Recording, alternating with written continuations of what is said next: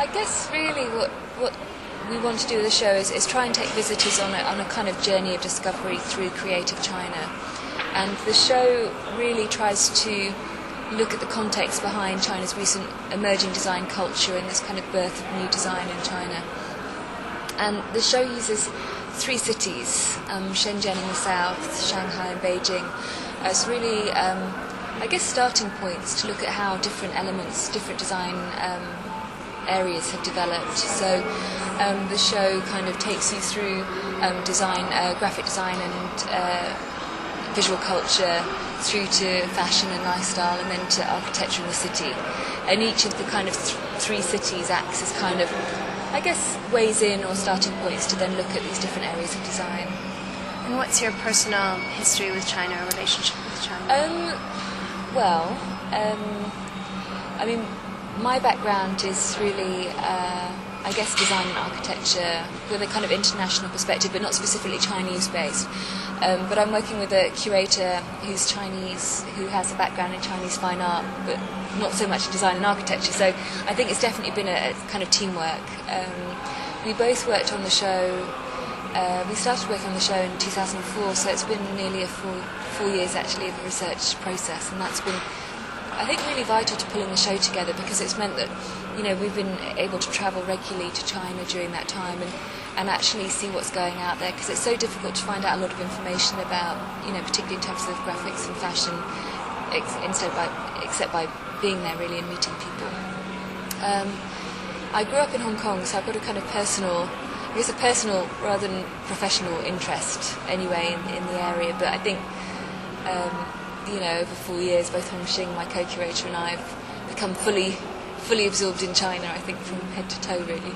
And did you notice a lot of changes between that starting point in 2004? Yeah, lots. And actually, one of the interesting things is, for us anyway, has been being able to have a kind of ongoing relationship with many of the designers we feature on the show. So to actually see them in 2004 kind of just setting up their own individual design practices, or just beginning to sell fashion, but, you know, from their own apartments, and then, you know, to keep coming back and actually see them, you know, their architecture studios developing rapidly, or the fact that they've opened their own store or whatever. I mean, in terms of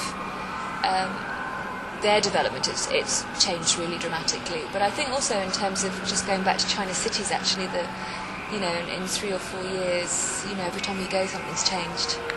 So do you notice, I mean, China's talking about being more open to the world in the lead up to the Olympics. Did you notice any change politically, or ease of travel, or anything?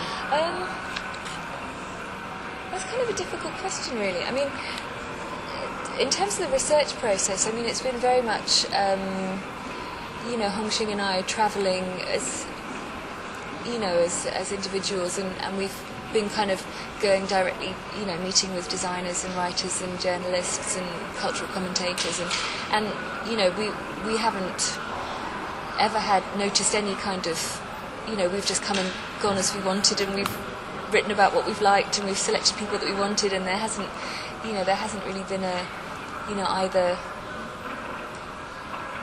I guess it's kind of sat as a kind of project outside any kind of political system at all, in a way. Although we have had, you know, interest from, you know, the Chinese cultural ambassador and, you know, British Council and things, but it's been very much a museum-driven show. So, yeah, I don't know. I mean, to me, it's been pretty easy, actually. so I haven't really noticed any change. Although it seems to be a lot quicker getting through Beijing Airport at the moment. Much, you know, and actually we took a few journalists on a trip recently to Beijing, and they were saying that it's much more difficult to get into America now than it is to, you know, they were expecting, you know, visa issues with China, and, you know, none of that really.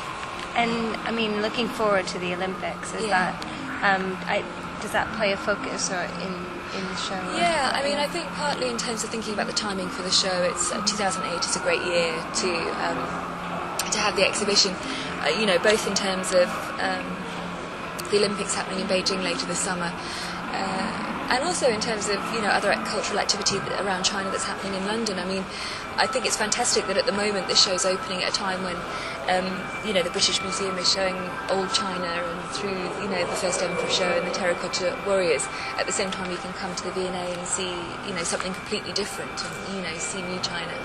And in terms of the content of the show, the final section of the exhibition, Beijing Future City, is really looking at architecture and the city, and using Beijing in 2008 as a way into looking at the kind of transformation of China's cities. And I think obviously the Olympic projects that are happening at the moment are really, these kind of grand visions are a really major part of that transformation. And so, we're including projects like the National Stadium, the National Swimming Centre, Digital Beijing, which is the information centre of the Olympics, and it's one of the few Olympic projects which is being designed by a Chinese architecture firm.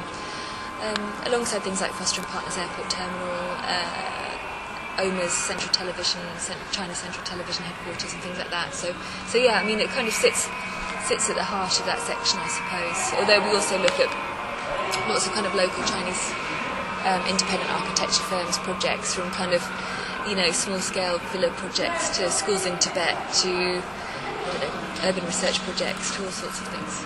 So if you want to talk about what's happening with independent architects in China, is that really growing? Yeah, very much so. It's really only since the mid-1990s that you could set up your own independent architectural practice in China, so it's really new actually, and we include, in the architecture section we include around 30 projects, and they range from more established Chinese architects like Yang Ho Chang, for example, who's also now head of architecture at MIT, Ma Qingyuan, Liu Jiaqun, so kind of names that I guess are known in the kind of architectural community outside China.